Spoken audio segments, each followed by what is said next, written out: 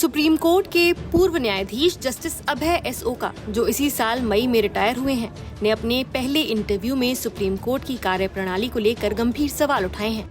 उन्होंने साफ शब्दों में कहा कि मुख्य न्यायाधीश किसी भी पीठ को पत्र लिखकर अपने आदेश में संशोधन करने के लिए नहीं कह सकते।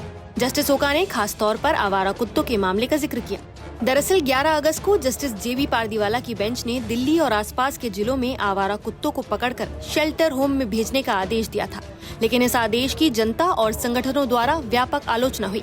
इसके बाद सीजेआई जस्टिस BR गवई ने एक प्रशासनिक आदेश से ये केस जस्टिस पारदीवाला की बेंच से हटाकर बड़ी पीठ को सौंप दिया।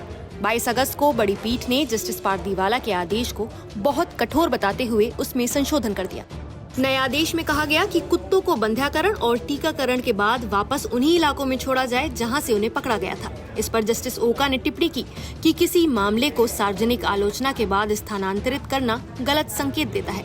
उनके मुताबिक यदि मामला बड़ी पीठ को ही सौंपना था तो उसी मूल पीठ का विस्तार होना चाहिए था, न कि जज को बदलकर नई पीठ बनाई जाती।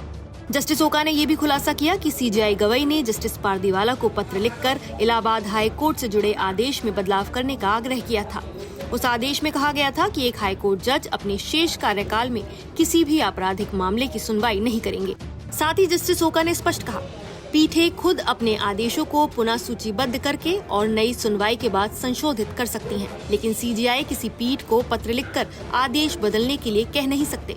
जस्टिस ओका ने अंत में कहा कि यदि बड़ी पीठ बनाना आवश्यक था तो मूल बेंच को बरकरार रखते हुए उसमें एक और जज को जोड़ा जा सकता था। मूल न्यायाधीश को हटाना न्यायिक सिद्धांत के खिलाफ है।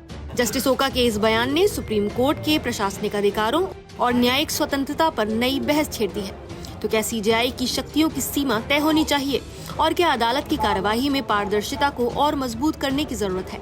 आपकी इस मुद्दे पर क्या राय है, हमें कमेंट करके जरूर बताइए। नमस्कार, मैं हूं मानक गुप्ता। अगर आपको हमारा ये वीडियो पसंद आया हो तो इसे लाइक और शेयर जरूर करें, और हाँ, हमें सब्सक्राइब और फॉलो करना ना भूलें ताकि आप देश और दुनिया की कोई खबर मिस ना करें। तो जुड़े रहिए हमारे साथ और देखते रहिए News 24।